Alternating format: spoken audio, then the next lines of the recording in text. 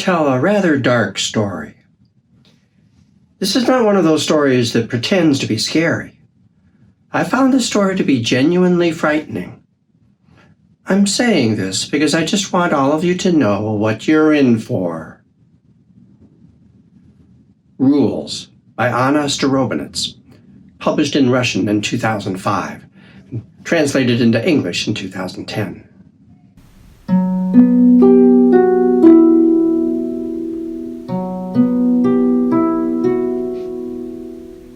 Some rules dictated their own conditions, such as the rules for black cracks in the asphalt.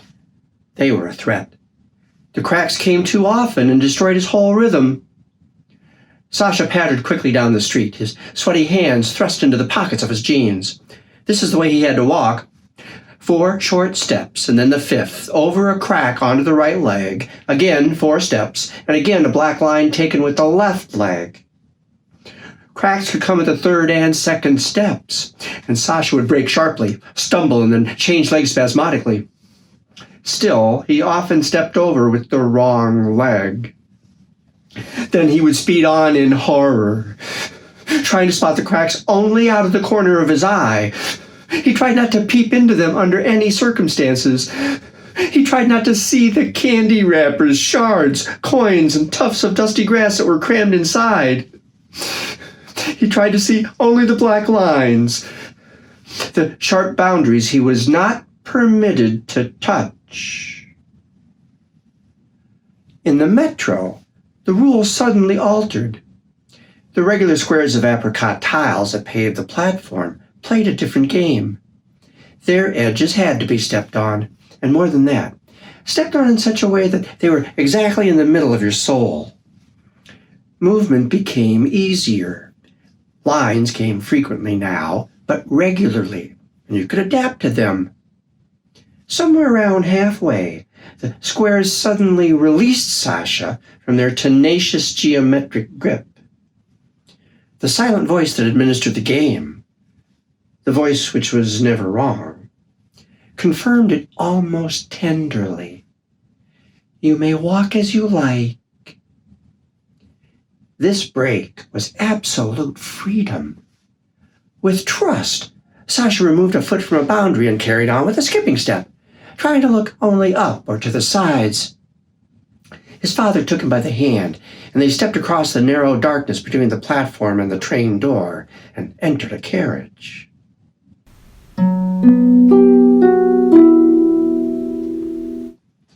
For dinner, there was sour cabbage soup and sturgeon and potatoes. Sasha didn't like fish, but fish contained phosphorus, and therefore were included on the list of compulsory dinner-time tortures. Sasha would run his tongue carefully over the fish pulp in his cheeks, in search of unnoticed bones which might accidentally pierce his esophagus, and via the blood vessels reach his heart. Then he would divide the thoroughly chewed lump into small portions and, ever so cautiously, swallow. While they were having some tea, the phone rang. His father said, "You pick it up, Sasha. You're nearest." Sasha waited for it to ring exactly 4 times, then picked it up and said, "Hello," in his father's manner. A strange female voice chirped sweetly from the receiver. "Hello, hello. May I speak to your papa, please?"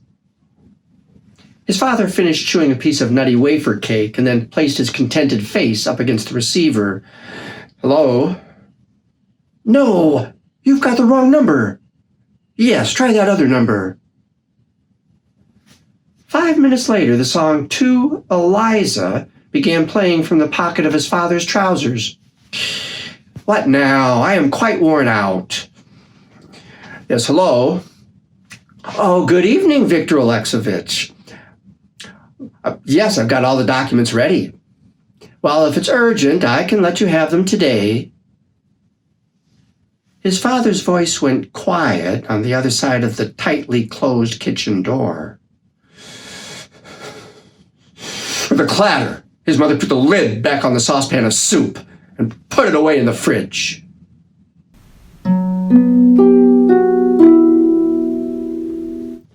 Sasha lay on his back with his eyes closed. He couldn't fall asleep on his back, but the rules forbade him to lie down on his side straight away. On his back first. Besides, he would still have to get up and turn on the light. He waited until his parents had gone to their bedroom and couldn't spot the iniquitous yellow strip under their child's door. It was already 11, and according to the rules strictly observed by the whole family, Sasha was supposed to be asleep. According to the other rules, he had to get up to see if the vase was standing correctly on the windowsill. Previously, there had been none of this. The game had always stopped at night. But recently, these extended hours were happening more and more often. With the electric light on, some objects escaped Sasha's attention. Then, when everything was plunged into darkness, accompanied by a sticky wave of cold sweat, accompanied by the pounding of his heart, objects unexpectedly announced themselves. They might be standing incorrectly, might have been for a long time.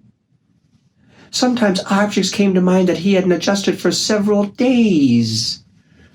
If they were just left as they were, something would happen, something terrible, something final, something that would make his life a nightmare, something that would completely disrupt the course of things. If they were adjusted too late, there would be the usual unpleasantness. There was no provision in the rules for rewards, only for punishments, only for constant fear of the crucial mistake. The vase was bothering him a great deal now. Sasha had checked how it was standing before going to bed, but now he started to think it needed to be shifted after all, a little to the left, the tiniest bit. He got up and flicked on the light. The vase was standing almost correctly. It just needed to be touched, to shift it to the left by some tiny fraction of a millimeter. Sasha quickly brushed the right-hand side of the vase with his hand, put out the light, and got back into bed. Ready to fall asleep, already on his side, he suddenly sensed that something else in his room might remain incorrect if he allowed himself to fall asleep now.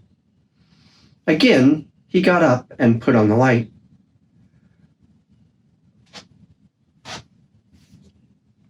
He looked around and almost cried out in horror. His exercise books, his textbooks, his photographs, the picture on the wall, the porcelain ballerina, the calendar, the pens, the paper clips, the computer keyboard, the cassette tapes, the blanket on the bed. Everything was incorrect. Worse than incorrect, it was chaos. Hopeless and aggressive, the nightmarish, mocking joke of things that had come to life. A real war.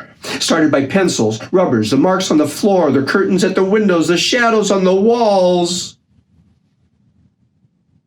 After standing motionless for a few seconds, Sasha compulsively set about putting everything in place, changing places, moving some things a centimeter, some things a millimeter, barely touching others.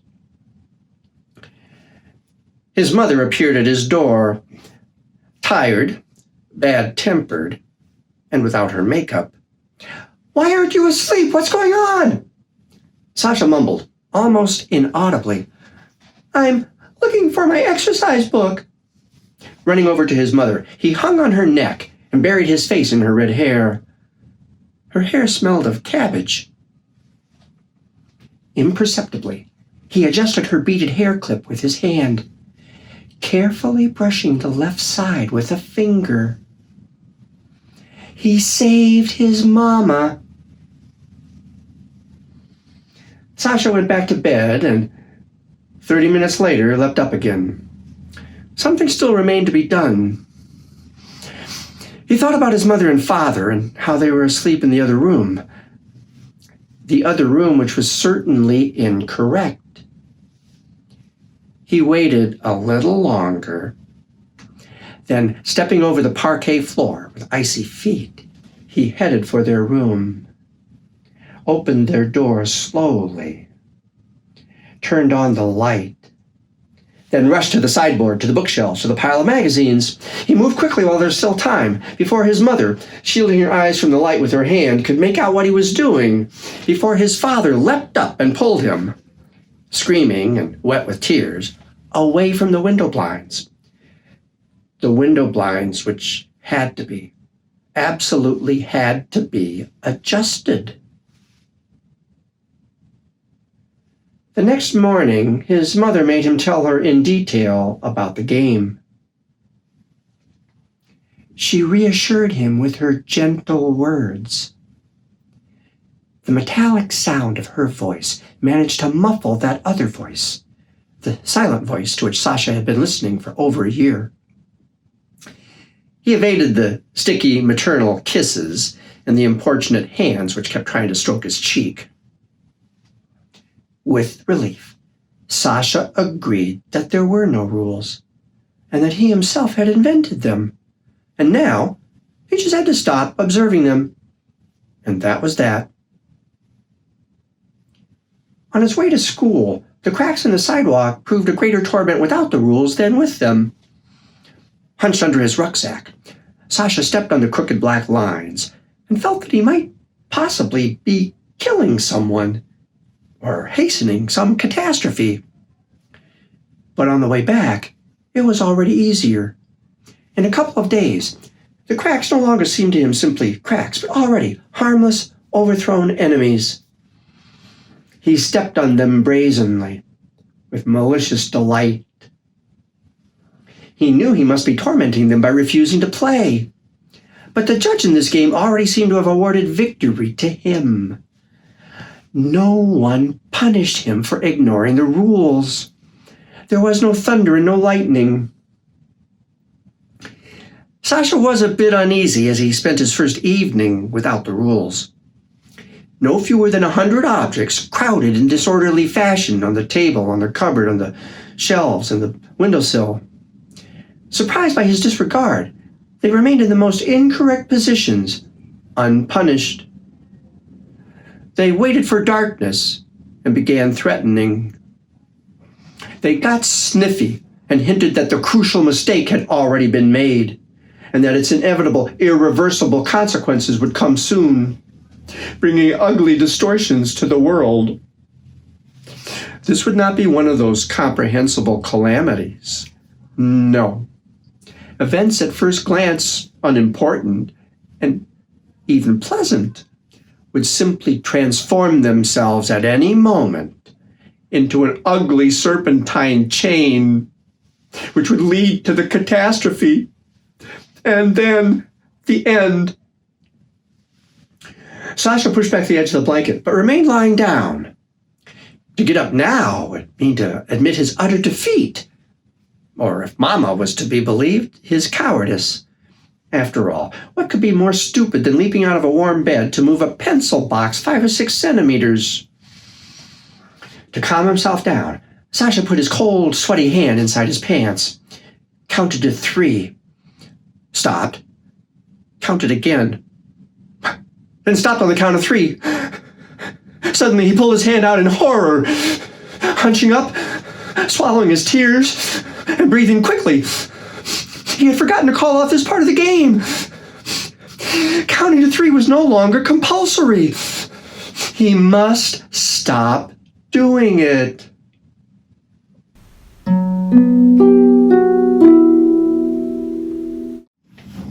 A few months went by, and one day when Sasha had returned home from school, he thought at first there was a dog howling in the kitchen.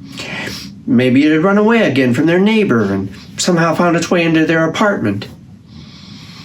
He opened the door a tiny bit and glanced warily through the narrow crack. Sasha was scared of dogs. He never touched them. He couldn't allow the paralyzing ticks found in a dog's coat to get under his fingernails and immobilize his body for the rest of his life. Also, he had to avoid catching rabies, which would mean always having foam on his lips. There was no dog to be seen through the crack, was probably huddled in the corner or behind the fridge. Sasha opened the door a little wider, squeezed into the kitchen sideways. There was no dog. In the corner sat his mother. Her eyes were screwed up tight. She was rocking strangely from side to side, smearing her lipstick with her hand, and whining. Sasha was frightened. He bolted back toward the door, and his elbow clumsily tipped over a cup of tea standing on the table. The cold tea spilled onto his hand and sweater. His mother opened her eyes and looked at him. Then she said, "Our papa's dead."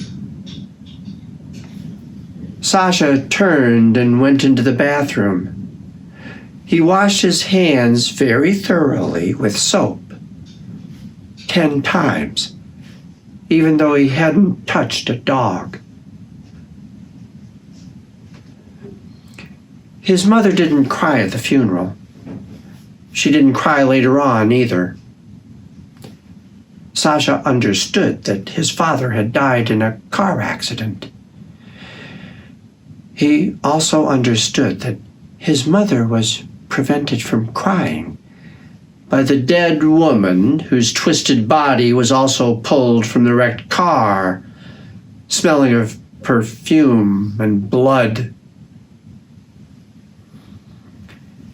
His father was buried in a closed coffin, so Sasha was quite unable to see if he was lying there correctly. On the way home from the funeral, the voice, which had been silent for 6 months now, spoke once more. It was very quiet and expressed pity for Sasha. But it also said that Sasha himself was to blame for everything. With reproach, it explained the new rules of the game. They were far more complicated than before. After the wake, after the guests were gone, his mother settled into an armchair and remained motionless until evening. As the room was getting dark, Sasha went up to her, slowly, so as to have time to count to 7. Then he said, "Mama, the way you're sitting is wrong." She looked at him, but she didn't move, and she didn't reply. Sasha went into the kitchen and took a knife out of the drawer, the one furthest to the left, the one with the wooden handle. Then he went back into the other room and said, "Mama, the way you're sitting is wrong."